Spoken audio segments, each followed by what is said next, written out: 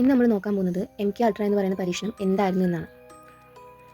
1950കളിൽ, അതായത് ശീതയുദ്ധകാലത്ത് Soviet union തടവുകാരുടെ മനസ്സിനെ നിയന്ത്രിക്കാൻ എന്തോ ഒരു വിദ്യ ഉപയോഗിക്കുന്നുണ്ടെന്ന് അമേരിക്കൻ ചാരസംഘടനയായ CIA ഭയപ്പെട്ടു. അങ്ങനെയാണ് 1953 മൈൻഡ് കൺട്രോൾ എന്ന ലക്ഷ്യവുമായി ഇവർ ഈ പ്രൊജക്ട് തുടങ്ങുന്നത്. മനുഷ്യൻ്റെ മനസ്സിനെ പൂർണ്ണമായും തകർക്കാനും അതിൽ പുതിയ ഓർമ്മകൾ തുന്നിച്ചേർക്കാനും കഴിയുമോ എന്നായിരുന്നു ഇവരുടെ പരീക്ഷണം. ഇതൊരു സാധാരണ ലാബ് പരീക്ഷണമൊന്നും ആയിരുന്നില്ല. ആശുപത്രികൾ ചികിത്സയ്ക്ക് എത്തുന്നവർ, തടവുകാർ, സാധാരണ പൗരന്മാർ എന്നിവരിൽ ഇവർ പോലും അറിയാതെയാണ് ഈ പരീക്ഷണം നടപ്പിലാക്കിയത്. അതായത് ചായയിലോ കാപ്പിയിലോ മാരകമായ ഒരു ലഹരി മരുന്ന് കലർത്തി കൊടുക്കും. ദിവസങ്ങളോളം ഈ ലഹരിയിൽ കഴിയുന്ന ഇവർ എന്ത് ചെയ്യുന്നതെന്ന് നിരീക്ഷിക്കും. അടുത്തത് സെൻസറി ഡിപ്രൈവേഷൻ. ഒരാളെ ഒരു ഇരുട്ടുമുറിയിൽ ആഴ്ചകളോളം പുറം ലോകവുമായിട്ട് ഒരു ബന്ധവുമില്ലാതെ അടച്ചിടും. ഇത് അവരുടെ മസ്തിഷ്കത്തിൻ്റെ ബാലൻസ് തെറ്റിക്കാൻ വേണ്ടിയായിരുന്നു. Sleep deprivation.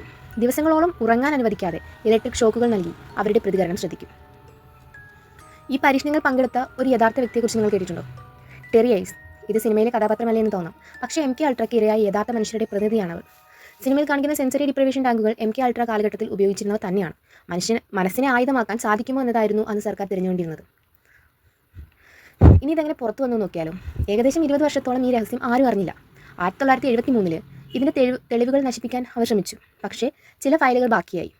1975 അമേരിക്കൻ ഭരണകൂടം ഇതിനെക്കുറിച്ച് ഔദ്യോഗികമായി അന്വേഷിച്ചു. ഒടുവിൽ 1995 പ്രസിഡന്റ് തന്നെ ഈ സംഭവത്തിൽ പരസ്യമായി മാപ്പ് പറഞ്ഞു.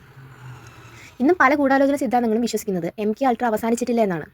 ഇത് ഇന്നും രഹസ്യമായി നടക്കുന്നുണ്ടോ? നിങ്ങൾക്ക് എന്താ